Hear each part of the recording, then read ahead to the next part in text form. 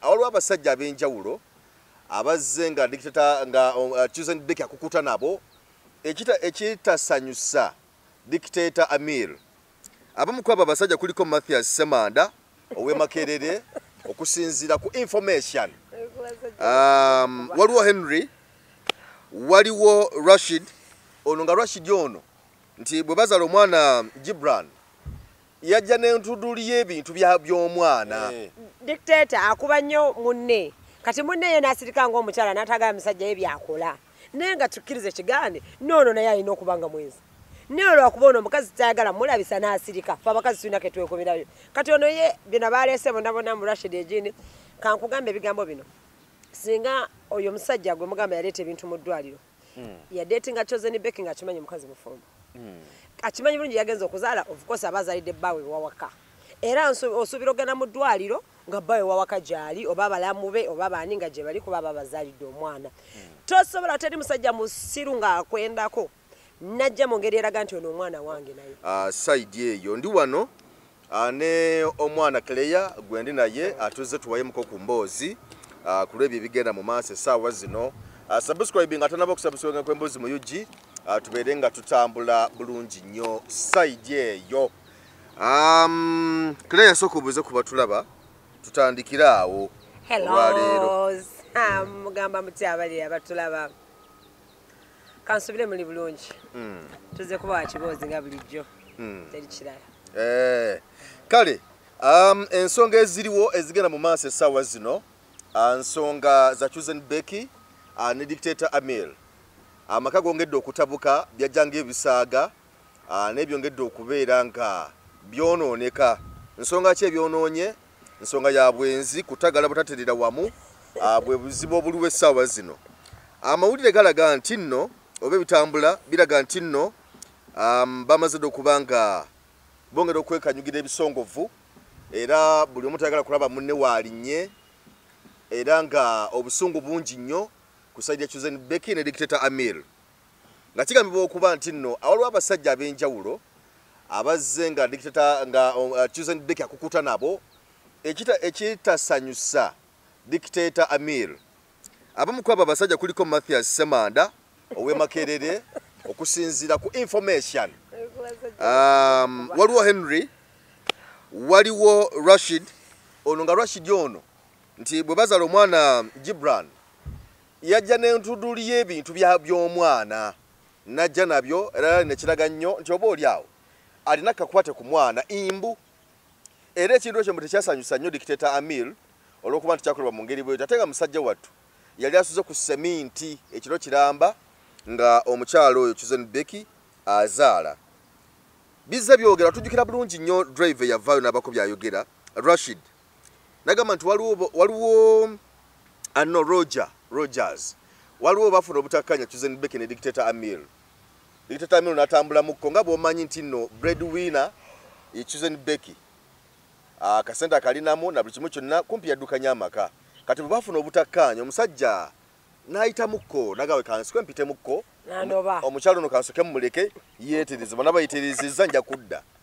Kati mbuluma agenda okudda okwesolesa mpola nga bunaga nti kampiteko kewaka tulabe omukyalo ono ddala yadda mu mbeera oba nedda.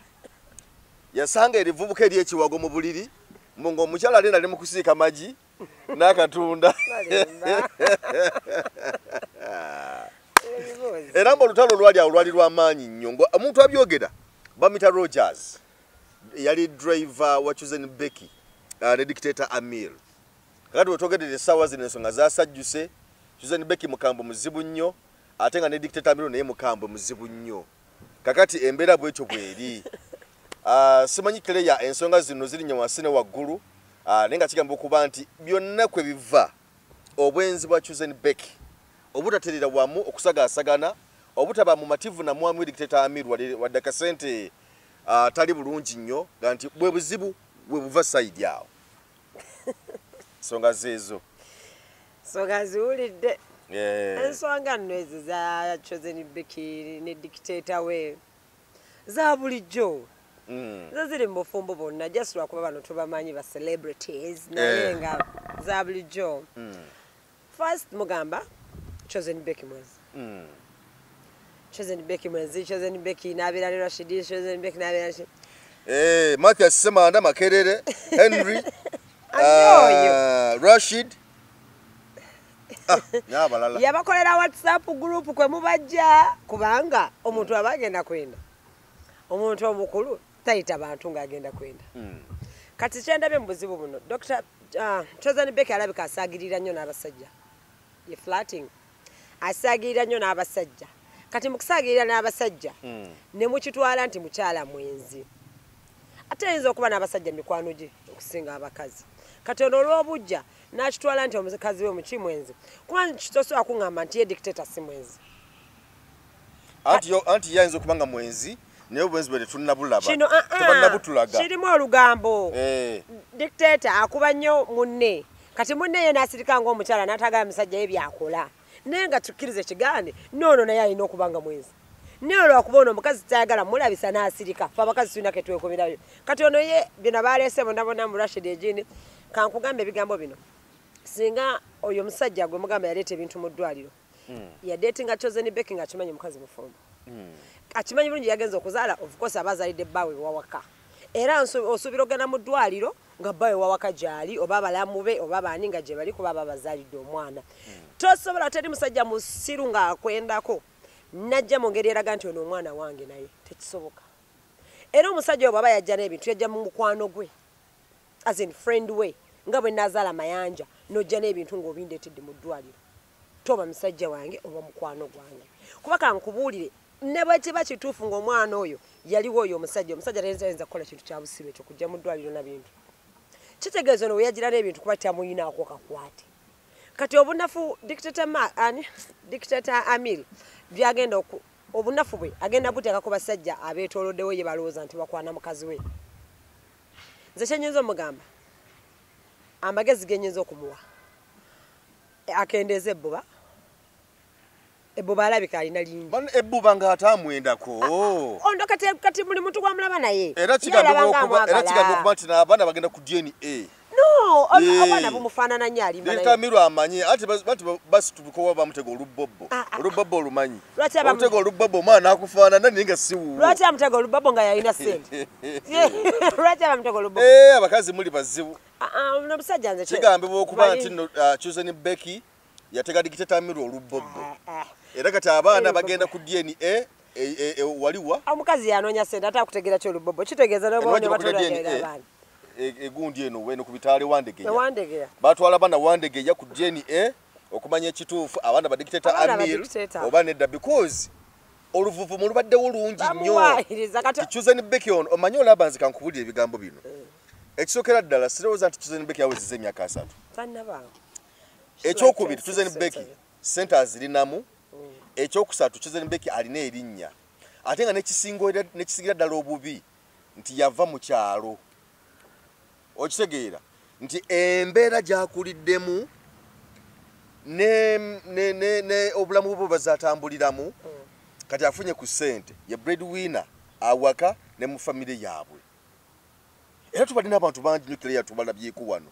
Oli naafunamu kasente nga yakula nga ali bubi nnyo yafunamu kasente naye nga abamwetoolodde okuba abasingamuko kasente n'abaduulira abatuma ensawo abasituza ensawo okitegeera kakati omukyala yenna nze njagala kugamba abakyala kireya nga tuli wano era bino ensonga zino tuzogerako ne Ssenga Madrini nti omukyala yenna ng'ofunyemu kasente nosologa nti kati nfumbiddwa kkiriza otwale responsibilities zonna leka kuddaawo kuyisa musajja maaso olw'okuba g'omusengako ku ssente okole byonna by'oyagala okole obwenzi mu maka okole ejjoga erya buli kika olw'okuba gw'olinamu nti bw'osalawo okufumbirwa kkiriza otwale obuvunaanyizibwa bwonna.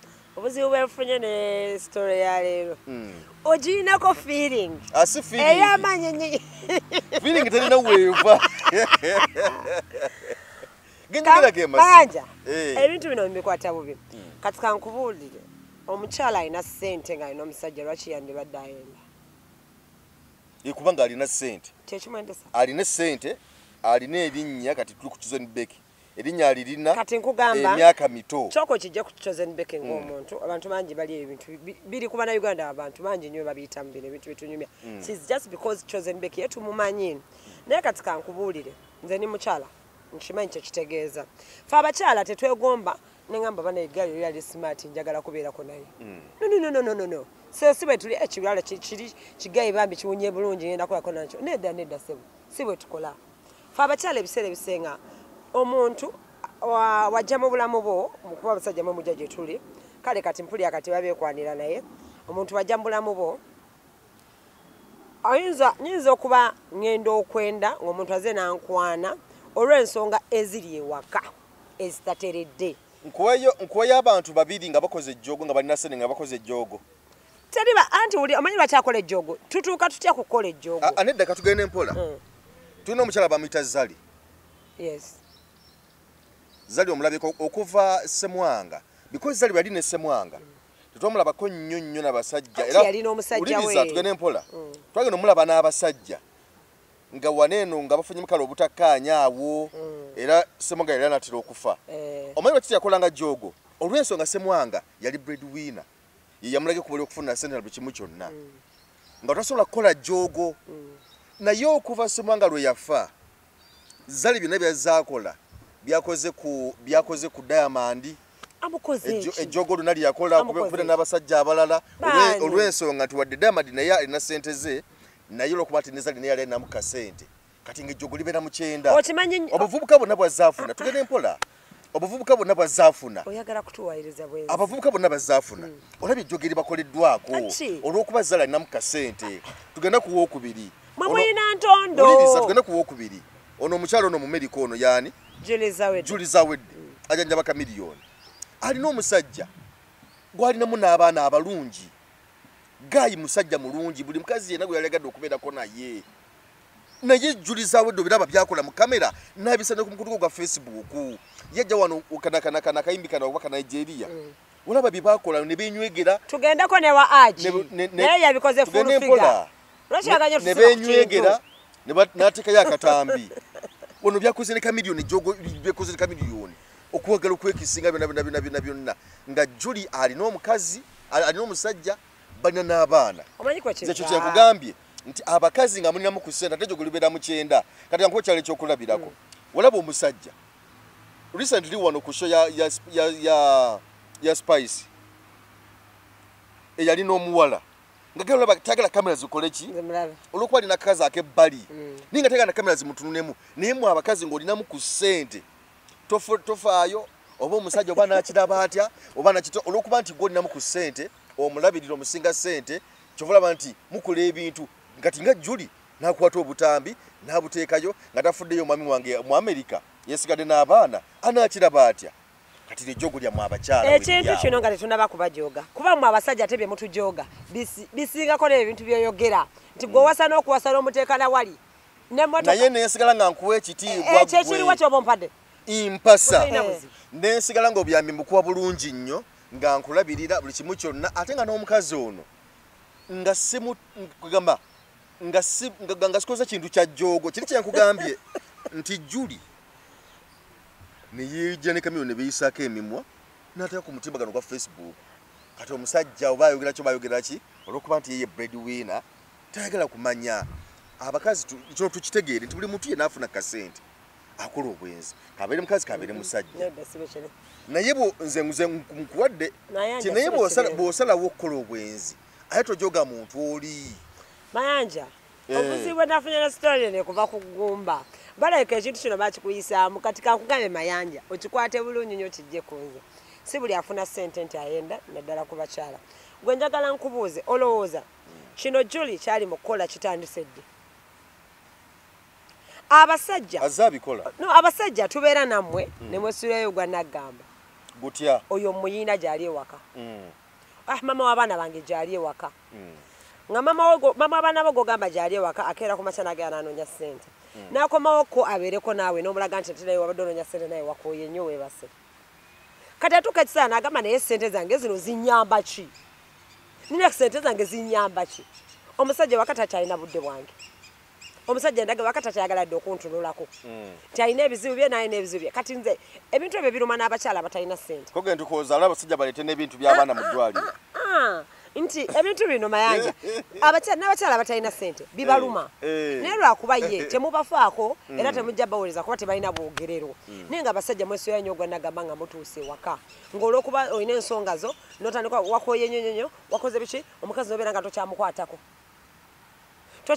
nekyomukwatako ekyo kiveeko ng'omukazi n'obeera nga tokyalina budde olaga munange sitali tugendeko out munaye tugendeko mu comedy store tulebe comedy store n'omulaga nti tolina budde olibizini n'agenda afuna omuntu najja mu bulamu bwe n'amukwana ye n'atandika omugamba nga alaba kugendako ku biiki kiyooke kandi n'atandika okulimbalimba okuwa ekiboozi nedda ngenza bamama wange omuto ogenda okulaba amawulire nga gafunire mukazi wattu nga agenzeko mu comedy store era omusajja gwalaba ng'akola bw'ati naye nga aleka mukyala we ewaka najja noono omuntu omulala wano kati mukyala we banamulaba nga naye bamututte mu comedy store yesaidi eri ng'anyiiga abasajja just temutufaako mu butatufaako naffe ne tukola ebintu bye mugamba mutubajooga kati amiro yayinza okuba abaddeyo obutamufaako kinga omusajja empisa azisa bulungi bakazaala n'omwana tanaweza mwaka mulamba kati kankugambe omwana gwe twagala otwala ku DNA ate weetereze ng'omusajja omanyi bwemuvayo omusajja n'agamba bebe nemulimbalimba agenze omusajja omulamba ogamba otamba oleme okutuuza omukazi we wansi kubanga Chosen Beka emyaka gyalimu gye gituula wansi gitya ye omwana gw'osula mu laavu kuba wakulimbalimba mwana muto uliriza emyaka gya Chosen Beka sijja kutuula wansi njoga nkikubuulira gye emyaka gye balimbalimba uliriza nenjogera na mukazi oba njogera na muntu emyaka gya Chosen Beka atanaweza myaka 3 anti yogo balimbalimba tegituula wansi egitatuula Chosen Beka si mutugonzo okugamba ekigambo nakuwulira olaba bano abaana abawala bano tanaweza myaka 3 omwana ebiseera ebisinga okuwulira batera kuwulira mutu noga kino akiwulira myaka 28 27 28 3 kubanga waba alaba agenderera awabeera mugonvu naye omuwala yenna in fact ndozo omuwala okutandika okuwulira omuntu omusajja nga nakyamugambye omuntu yenna abaana kubanga ayingidde emyaka 3 n'okudda waggulu ate okatabata nsononya sente nga zirina kubanga ono esukira ddala aba yerabanga muto aba yerabanga kwali buli musajja amugambako mayanja lindako abakati bwe kijjamu kuba nti Chosen Beka alina mu ku busente alina n'erinnya ate ono gujja bagira tosubira naku na lumu kugamba nti Dictator Amir asotula wansi nagamba Chosen Beka ekigambo n'akiwulira omanyi we yatulira wansi n'amuga Chosen Beka tuzaale omwana emyaka gye bazaaliramu gye emyaka gy'oli mukwogerako okuva ku myaka 2 omuwala okufuna embuto amangu myaka 18 kubanga awona abasajja abakulimbalimba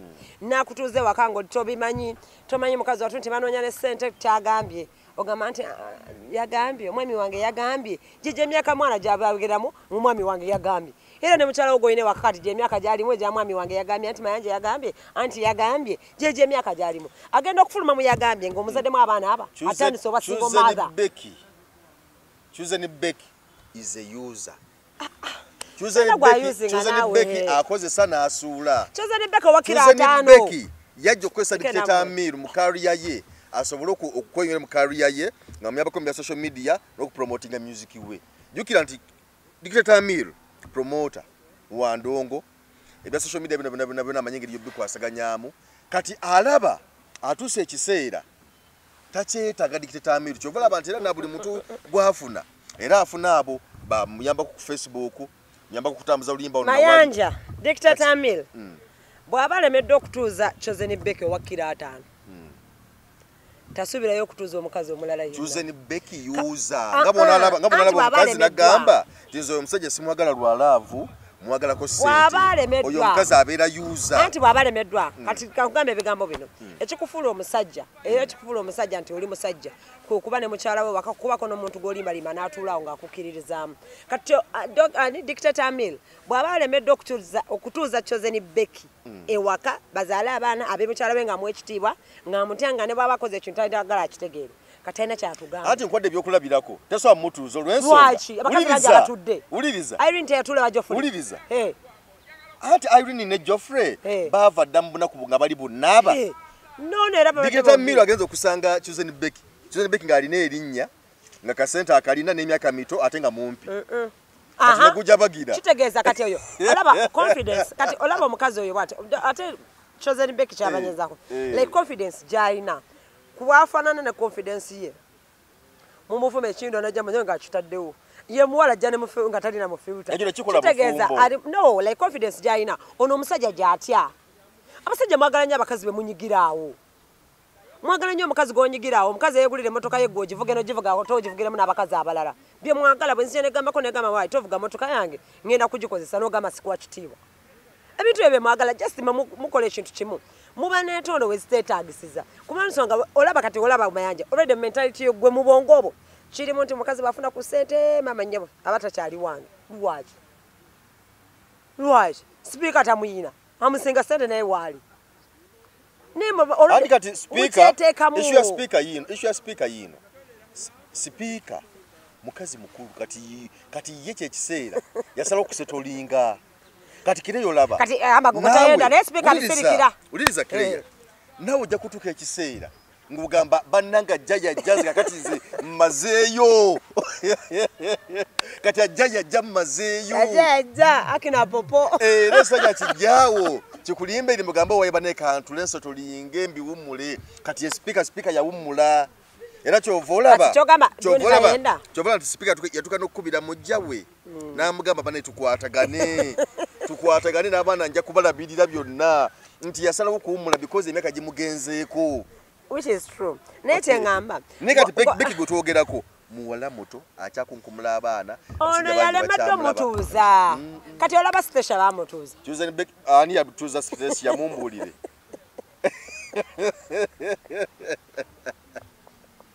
Ani atuuza station. Station ya. Olaba ebbanga lyamala nesekyowe ne bazaala abantu. Atulaga omusajja omuto. Yes abasajja. Mutemulina bukumiikiriza buti ffe tugumira. Mwe bibale mugumira. Nti gwe bendaga kyengambye kiri mayanja bendaga munange. Emmotoka eyo ngenda gikozesa ojja kunyegola okuba yange. Kyokka gwe bobeera neyiyo nga goyina nze siina. Nze gontwalako butwazi. Abakazi mukomye ejjoogo ng'ofunyemu kasente. Gontwalako butwazi. Ebyo tojja kuddaawo oyende kwoli olina erinnya. Asimanyi wafunamu kasente ate gwe mumpi. Okugamba bena benno bigatte. Nange ekikunja ate ekikubye nnyo. Ng'omanyi kyoyiza. Simanyi Chosen Becky lwaki mumuyina kaakasajja. Omwana Chosen Becky talina nabuzibu just asaagasaaga. Kati olaawe yakubidde nawudde kasiku agamba yamuyise sweetheart. Alabika bye bigambo byakozesa kati ono omusajja obujja ne bumuluma nnyo. Sikyakozesa. Tali mukazi ayenda ng'ali mu laavu naawe. Nagambye Rogers yajja n'atugambye ali driver waabwe. Dictator Miru yasanga omusajja mu nyumba yaabwe. N'akolawo ki naye si musajja kimala Dr. Miru. Okitegeka kiriza nti ekiguli akika kya waggulu. Omusajja ekimala singa issue yazze. Dictator Miru yayenze ewa Chosen Becky. Era Dictator Miru alibadde mukomerera nnyo kumutta busi.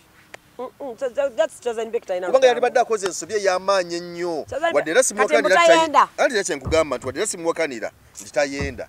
Naye singa kivaayo mu lwatu. Kiba kimulidde ngera butalidde Chosen Becky talina lugambo. Ye tabyogera. Ye Miru byakola. Chosen Becky tabyogera naye akakazi akamagala okutuye mukolera birthday wa matiribona. Ate gwe yogerako yo nyini. Nawulidde mukwano gwa gundi yagambye. Ate Dictator Miru alaka akuba n'omukazi. Olaba omukazi omumalako emirembe gye n'atuuka n'akutama. Nedda twali kyali kivuddeyo nti amukuba. Wuliriza omukazi bwe yagambye munne wa Chosen Becky ku ssimu yagambye manya after birthday omukazi atadde musimanyi milioni 10 n'ameka birthday nunje nene yali nunje gyekolera video y'oluyimba lwe ataddemu byonna ssente ze bagenda ku show mu kyalo amulaba n'engatto nga tagimanyi n'amubuuza eno engatto yaani wagijjewa namugamba mami we yagingulidde mami wa Dictator yagigula yennyini agigulira muwala we namugamba mami wange akubuli atanze n'atangulira kati omusajja alina obujja okutuuka ku ekyo kitegeeza agenda kusala nnyo ebigambo ku mukazi mbu yamugamba mami wange aggulira atya nze n'atangulira wavaawo olutalo lw'amaanyi nnyo ne show omukazi teyagikola kulwanagana kudduka okuddamu okuzibula nga muwala ali mu ddwaliro Chosen era waliwo ensonga ayinza okubeera yali anyize ng'amukute n'omusajja oba ka message kati yamugamba engatto namugamba yamama we yalowooza ono yamugamba yamama we yagingudde kubanga tosobola kugamba singa yamugamba mama wange yagingudde yandirowoozezza nti omu omusajja yagimugulidde naye akugambye maama wo kubira maama wo omwana Chuzen Becky yalina ejjoogo bannaye jogo gy'abasajja nedda ate mulimu abasajja abatakkiriza omanyi nti nomayanja wali abasajja abatakkiriza ate abasajja temwagala tukulaakulane wali abasajja abatakkiriza nga tayagala mukazi yeyongereko anti yakugamba ebigambo bino ti dictator Amiru yasanga Chuzen Becky ngali bulungi ng'erinnya lina nga n'obusente abuyingi kati ayagala abongereko kubanga kubanga oyinza otya omukubira ku shogi gye yagenze muyimbi n'omugamba olw'engatto kukakana paka mu ddwaliro omukazi bamusanga ali mu ddwaliro era kyovolaba bw'abadde agamba Kasuku amugambye agenda kunzita ateeka omukyala ku bunkenke nti omuntu omukuteeka ku bunkenke otuka okwagala okukutta banange ekireese obuzibu bwonna obwenzi nono kyogamba omusajja etayenda Chuzen Becky n'ebifuluma obwenzi si bulwenzi kulowoolereza mutulowoolereza baba abaana batwalibwa ku DNA gomanye okugamba nti nno abaana batwalibwa ku DNA gwo kimanye omanyi lwaki omusajja we alowoolereza nnyo kagambe mayanja ekintu ekitakuuma bufumbo okulowoolereza sayiri zombi okulowoolereza nnyo omukazi wo okulowoolereza nnyo omusajja wo abantu bo bamanyi mu nsi muno oyo omukazi we teri amugaana oyo musajja we kati gwe mukazi we amanyi teri akugaana nti gwe buli gw'okwanakkiriza naye era nze gankubuulire Claire waliwo enjogera y'Abaganda egamba nti awali omukati wabula muliro kituufu ebintu bino byonna byogerwa lwaki tebabyogera ku dictator Amiru lwaki byogerwa ku Chuzen Becky gwe bawalana ennyo ani abyogera kisinziira ani abyogera gweomanyi obitegeera ani abilinkinze driver yajja n'atuwa amawulire oyo yali driver wa munju ani yagamuwa najja ebyama byonna n'abiyiwa wali ani yabimubyogera dictator yabagamba oyo yayina driver yakati alina obutakkaanya biki kati baba n'olukalala lw'abasajja luno lwavuddeyo abaana batwalibwa ku DNA ebyo byonna propaganda Henry mugerako n'obufumbo bw'abantu Rashidi bonna bali awo kati abo basajja bonna bafumbo mugenda bono ate ng'eryo ne bye tutamanyi mugenda bononera obufumbo olwa Chuzen Becky kati abalaba biseera ebisinga baba bakyalibe Chuzen Becky n'olaba n'omuntu gwayendako mayinza okuba nga dictator tamumanyi ali n'omusajja omu bannanga omu ku bayambi ba Chuzen Becky mu ndongo omusajja mwogera linnya nangamba omwana Chuzen Becky oyo mulabe edduka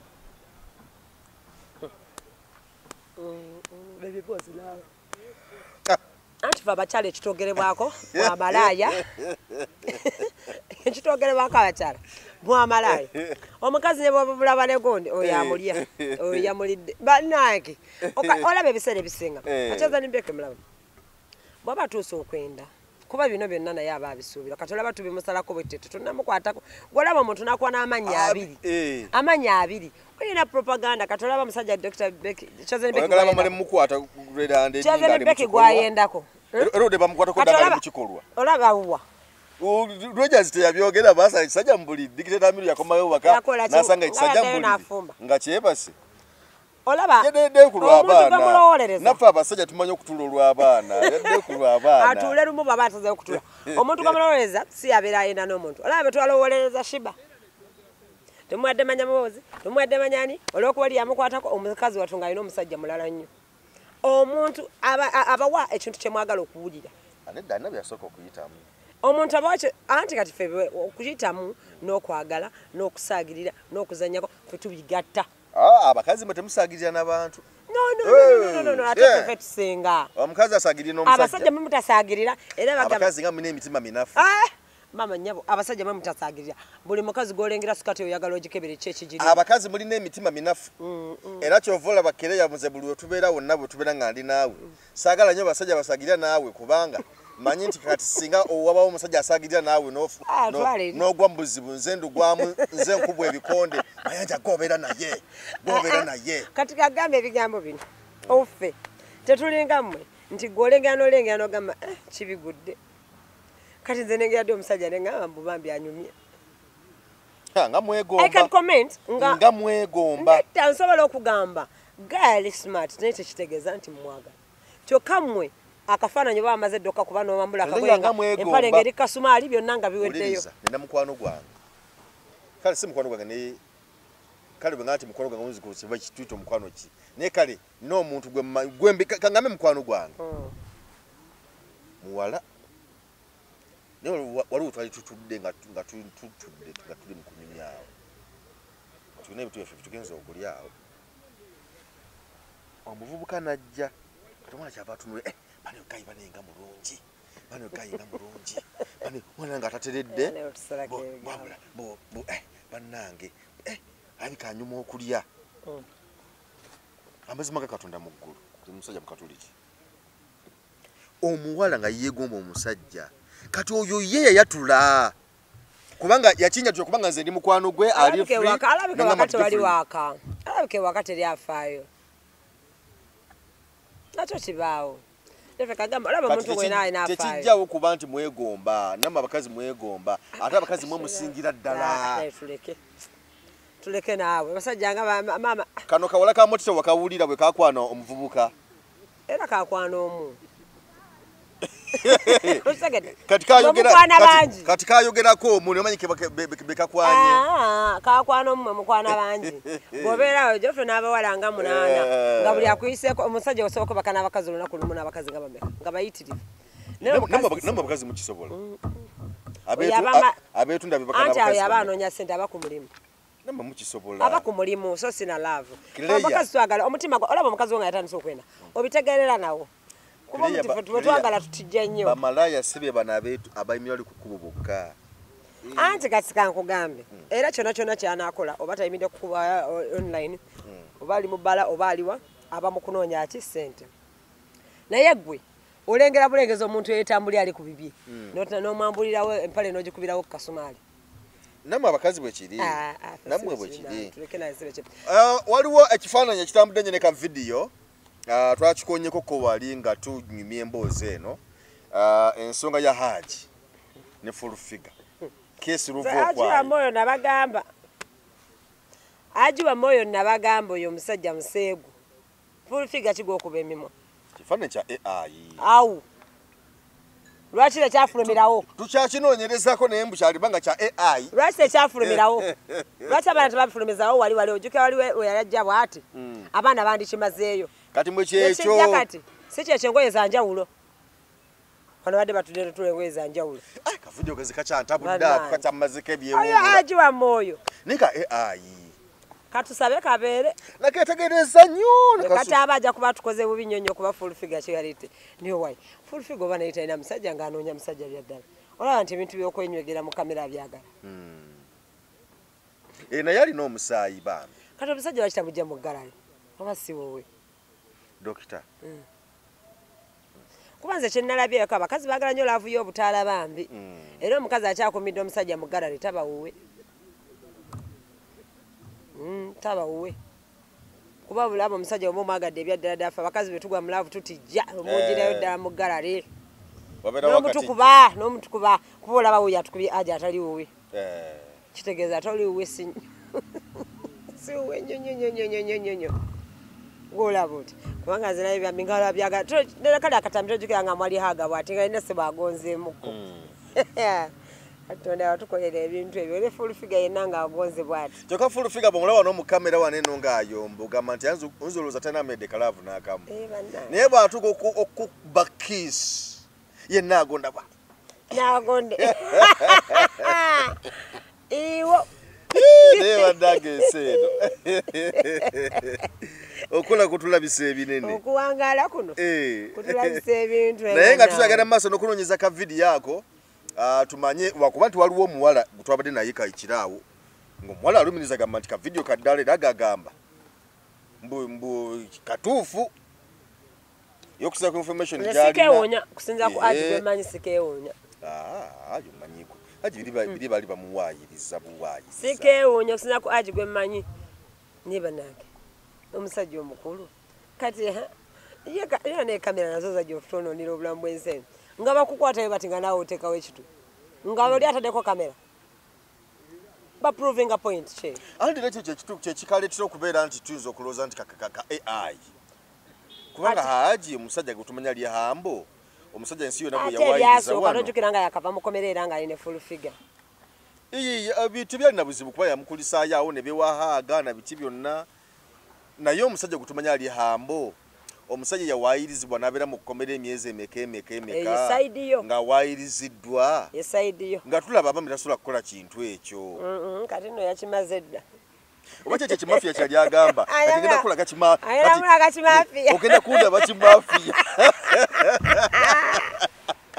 abula ki Uganda kati esaawa zino Haji ali mukulagako Haji ati kimafiya namugana alina kundaba kimafiya naye nno yatuwa eŋŋombo Haji neba nagi esimanyi nsi gyeraga naye ng'olaba ekyeddala buli mukazi bambi ayagala laavu y'okutijja kyenalabye ekyo kyonakikirizira nalabye wano omukazi abembera omusajja we Dr. Kasolo ate lwabanze kiwaliwo ebintu bye ŋŋamba badictator abo ne bamalamu amaanyi kati omusajja nga Kasolo omulabe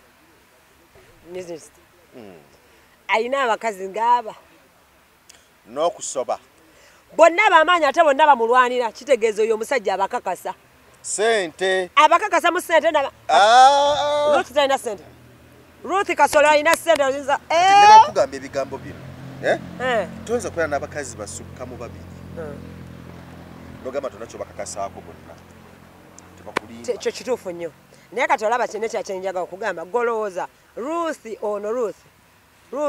naye si mukazi mukulu Ruth alina sente ze Ruth alabika bulungi yandibadde takyegoba n'abakazi Kasolo bakwana sente kati ne Ruth azirina kyenkugamba naye olw'okuba Kasolo alina byakola ebyobugagga omukazi alowooza nti wadde nange nnina naye ebyobugagga biri omukulu byakoze omanye nti ayagala byekuumirako Ruth si mukazi omukulu ne baba si mukulu era agala byekuumirako bireme kusaasaana nnyo okugamba ebigambo bino abaami mugende munoonye Minisita Kasolo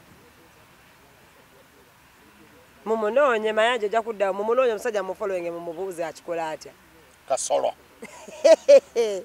ate nno teyeefiirayo ate n'abazirina abayina abakazi nga mufiirawo ku ssente anti kati ono gundi ye ssente ani ono muyimbi ani Amila olaba sente zibagaza abasajja abakadde nnyo n'osanga omuwala muto ali ku kisajja ekizungu ekikadde ekita kyasobola yadde okunyenyaamu ekiwato yadde na kimu naye ng'olaba akulaga nti bali mu laavu nnyingi nnyo abawala b'e Kampala abakazi b'e Kampala sente egenda kubatuusa awazibu egenda kubatuusa awazibu n'osanga omuwala nga mulungi nnyo alabika bulungi figa malidda mweru bw'ati atukula bw'ati alina ekisajja kibi kisajja kikulu ninga kulaga nti ali mulaavu nnyo n'omugamba muwala ofaaki ate mwana gwe yina engeri gyejja naye tejja bali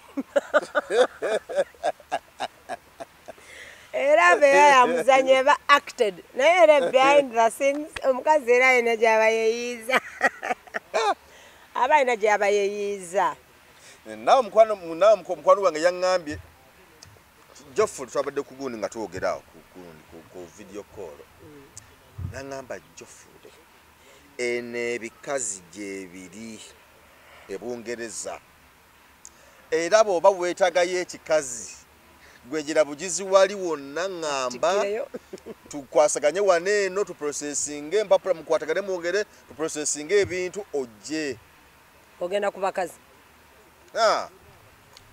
naye nekubamu ekifaananyi nga ndi ku mukazi wa myaka 8 ku myaka gyange 3 mu gye nnina nga ndi ku mukazi wa myaka 8 yeeyambudde asudde wali ekibulawuzi kiringa kateni nze bananga beta siraba weeva toyisaamu sente maaso go guba mulimu teri mulimu mwangu kuli oba ku mulimu teri mulimu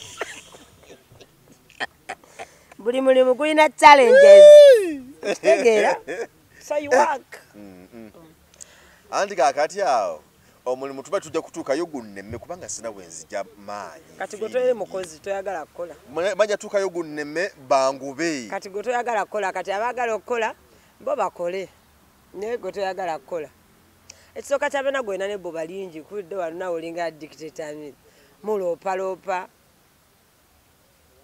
mukazi mwenzi oyo nsonga ogiwa otya abantu nti mukazi tanakwenda gulina omukumwa mukazi ayenda ki walina omutangira obutenda naye Kapala agumye bambi Kapala agumidde mu Amerika n'ekizungu nakyo nekyali nakyo bannange naye takyalina oyo muzungu olimba Are you sure?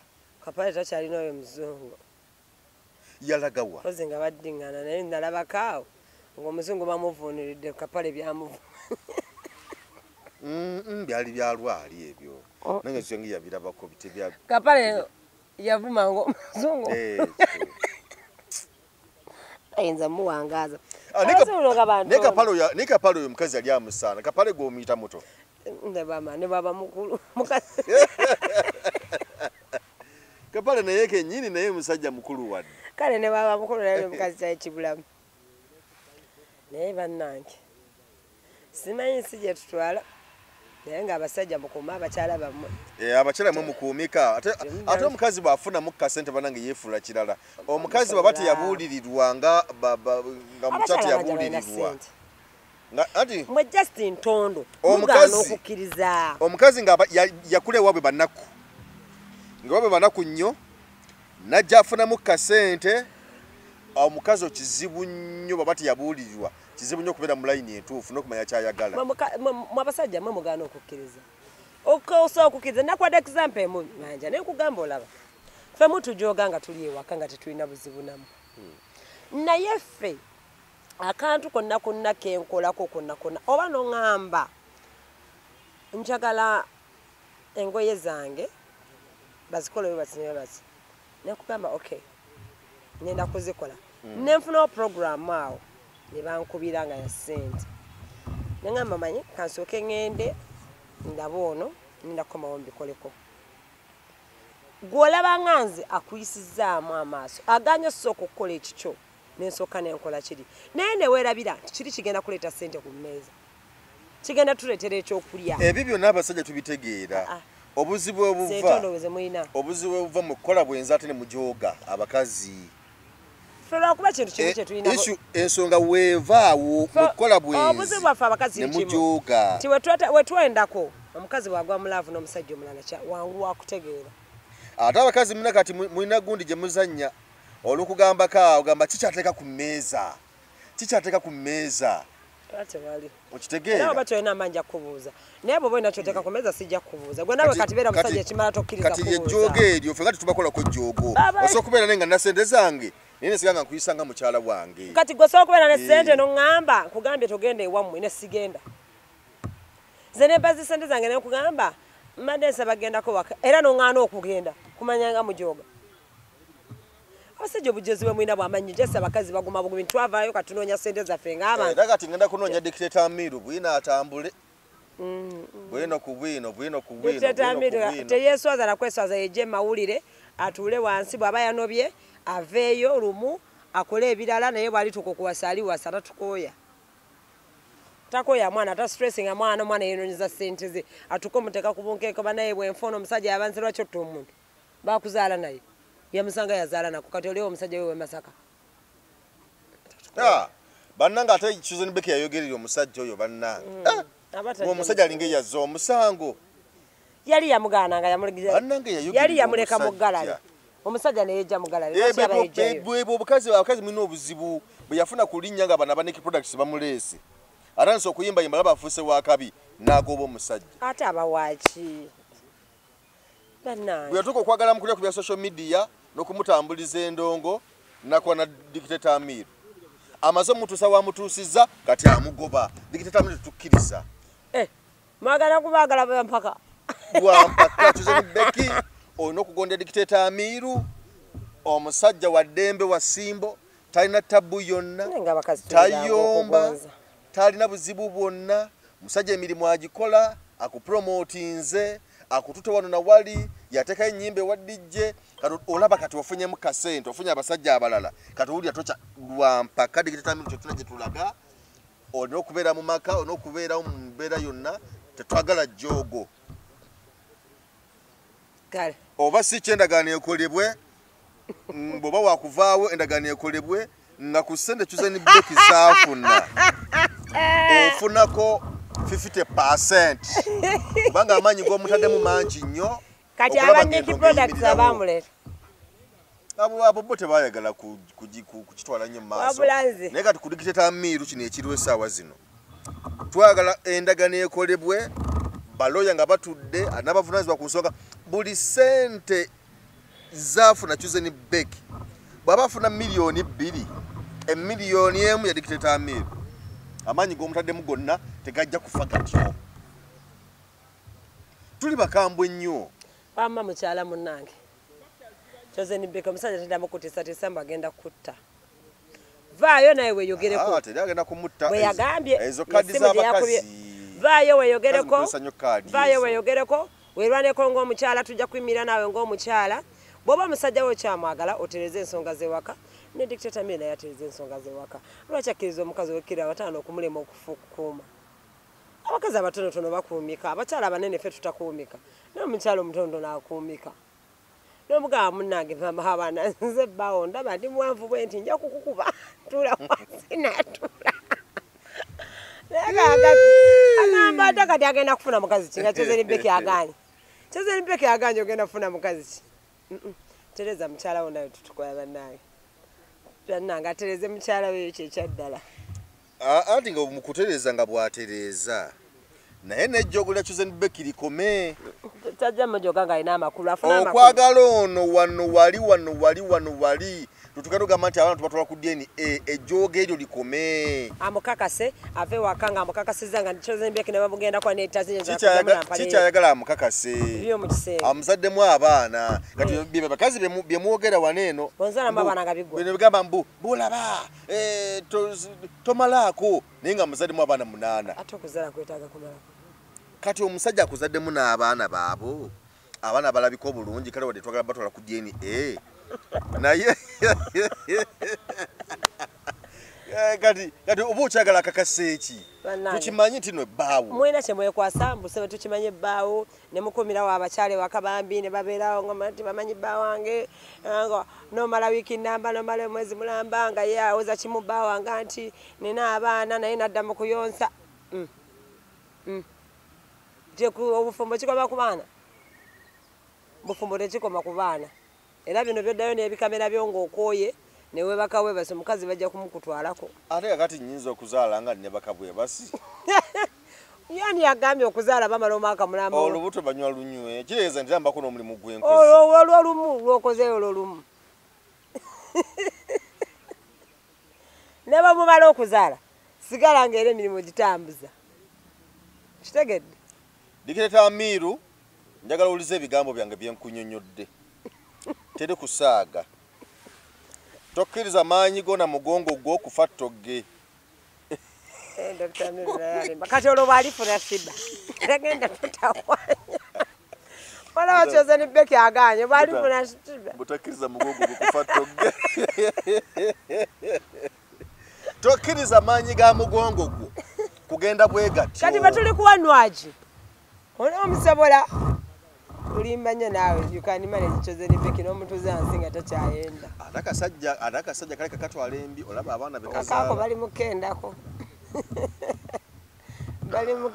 oza katwala embi kale katumalirize sho olunaku olwaleero tukwebaza bwe bali kuba nti obaddeko naye ng'ensonga zeezo byetwogedde olunaku olwaleero tukwagaliza kaseera akalungi mbadde ne Claire bye bye